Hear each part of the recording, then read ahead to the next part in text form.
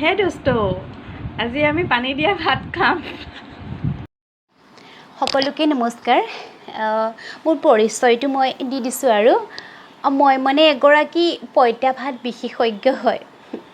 এই যে আমাৰ পানী দিয়া ভাতটো ন, ৰাতি যে বেছি হৈ থাকিলে যে আমি পিছদিনাখন খাবৰ কাৰণে পানী ঢালি থৈ দিওঁ, সেইটোকে কিছুমানে আমাৰ পঁইতা ভাত আৰু কিছুমানে পানী দিয়া ভাত বুলি কয়। একচুৱেলি আজি 2 বছৰে হ'ল এই পঁইতা ভাতটোৰ ওপৰত মই ৰিচাৰ্জ কৰি আছোঁ। মানে ৰিচাৰ্জ কৰি মই গম পালোঁ যে পঁইতা ভাতৰ উপকাৰিতা বহুত, কিন্তু আমাৰ কি হয় মানে আৰু পঁইতা ভাত খাওঁ বুলি ক'বলৈ লাজ কৰে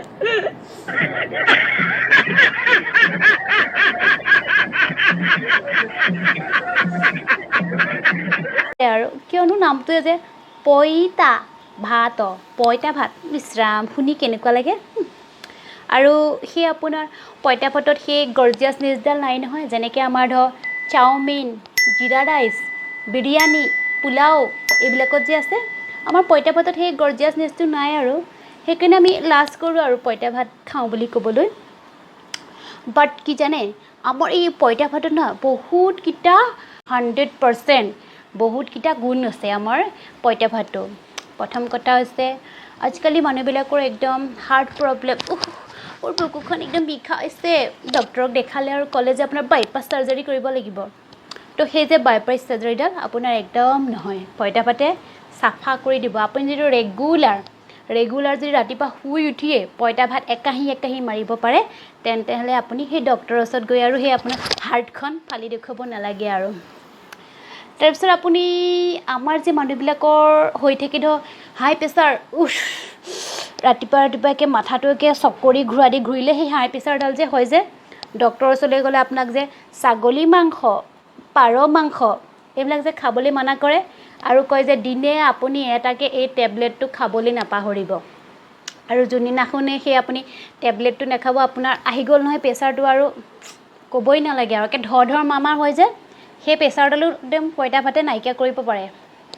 তাৰপিছত আপোনাৰ সেই মানুহবিলাকো আজিকালিতো ক'বই নালাগে, গাখীৰৰ চাহ, চিংৰা এইবিলাক খোৱাৰ লগে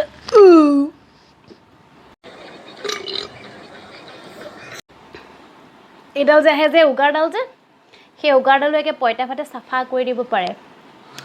পঁইতা ভাতৰ ন, মই যে বিৰাট ভাল পাওঁ পঁইতা ভাত খাই, কাৰণ মইতো 2 বছৰ ধৰি ৰিচাৰ্জ কৰিয়ে আছোঁ ন। তো মই মানে লাজো নকৰোঁ পঁইতা ভাতৰ ওপৰত মানে ৰিচাৰ্জ কৰি আছোঁ বুলি ক'বলৈ। মই বুকু ফিন্দাই ক'ব পাৰোঁ একে মই এগৰাকী পঁইতা ভাত বিশেষজ্ঞ হয়। তো এই পঁইতা ভাতৰ মানে 2 বছৰৰ যেতিয়া মই ৰিচাৰ্জ কৰি আছিলোঁ নহয়, তেতিয়া মানে মই সেই ফেচবুকটো, ইনষ্টাগ্ৰামটো, হোৱাটছএপটো চালেই মানে একেবাৰে ধৰকৈ কোনোবাই আপোনাক একে ধৰাই কেক বনাইছে, এনেকুৱা লাগে যে আপোনাৰ দোকানেই ঘৰত খুলি ল'ব নেকি।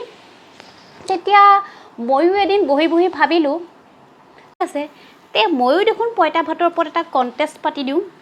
সেইকাৰণে এটা কণ্টেষ্ট পাতি দিলোঁ, নামটো ৰাখিলোঁ ফ্ৰী পঁইতা ভাত কণ্টেষ্ট। তো ইয়াতে মোক বহুতে ভিডিঅ' কৰি পঠালে, কিছুমানে ৰেচিপি লিখি পঠালে, বহুতকেইটাই বহু পঠালে। কিন্তু তাৰে ভিতৰত কি জানে, মোৰ এটা ভিডিঅ' ন বহুতেই ভাল লাগিলে। তেওঁৰ যিটো খোৱাৰ ষ্টাইল, পঁইতা ভাত ইমান ধুনীয়াকৈ সানিছে নহয়, ভিডিঅ'টো চালে আপোনাৰো একে জিভাৰ পানী টুপকৈ পৰি যাব। সেই ভিডিঅ'টো মই চাই পেলাই তেওঁকে উইনাৰ বুলি এনাউন্সমেণ্ট কৰি দিলোঁ। আপোনালোককো দেখাম বাৰু পঁইতা ভাতটো, ভিডিঅ'টো। আপোনালোকেও যদি এনেকুৱা কিবা পঁইতা ভাতৰ ওপৰত ৰেচিপি আছে মোক জনাব পাৰে। আৰু ঘৰৰ সেই আপোনালোকৰ শ্ৰীমতীজনীক ক'ব, যদি ৰাতিৰ ভাত থাকি যায় পেলাই দিব নালাগে, আৰু অলপ পানী দি পেলাই পিছদিনাখন আপোনালোকে পিঁয়াজ এটা, আচাৰ অকণ, লগতে এতিয়াতো সেই কঁঠাল গুটি আছে ন, কঁঠাল গুটি পুৰি পেলাইও আপোনালোকে পঁইতা ভাতৰ লগত খাব পাৰে। তো আপোনালোকে ৰেগুলাৰ একাহী পঁইতা ভাত খাই যাওক, দেখিব আপোনাৰ যিবিলাক আগন্তুক আহিবলগীয়া বেমাৰ বা আপুনি যিবিলাক বেমাৰত ভুগি আছে, সেইবিলাকৰ পৰা একেবাৰে আপুনি শান্তিত থাকিব পাৰিছে, একো প্ৰব্লেমেই নাই আপোনাৰ। তো পঁইতা ভাতৰ ভিডিঅ'টো চাই আপোনালোকে মোক কমেণ্ট কৰিব কি পালে। হে দোস্ত, আজি আমি পানী দিয়া ভাত খাম। এয়া চাওক, দেখুৱাইছোঁ পানী দিয়া ভাত কেনেকৈ খায়। ভাত, নিমখ, তেল আগতেই লৈ থোৱা আছে, লগত লৈছোঁ কণী আমলেট, বিন আৰু অলপ ভাজি আছে। এয়া টেঙা, নেমু টেঙাও অলপ লৈছোঁ। নেমু টেঙা ধুনীয়াকৈ ইয়াত চেপি লৈছোঁ। চেপি লৈ এনেকৈ সানি অকণমান ভাজি, অকণমান কণী লৈ মই আপোনালোকক খাই দেখাম।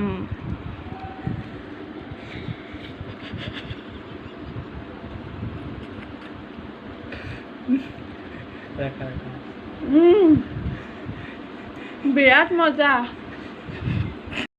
তো সেয়ে মই ক'ব বিচাৰোঁ পঁইতা ভাত জিন্দাবাদ, পঁইতা ভাত জিন্দাবাদ, পঁইতা ভাত জিন্দাবাদ।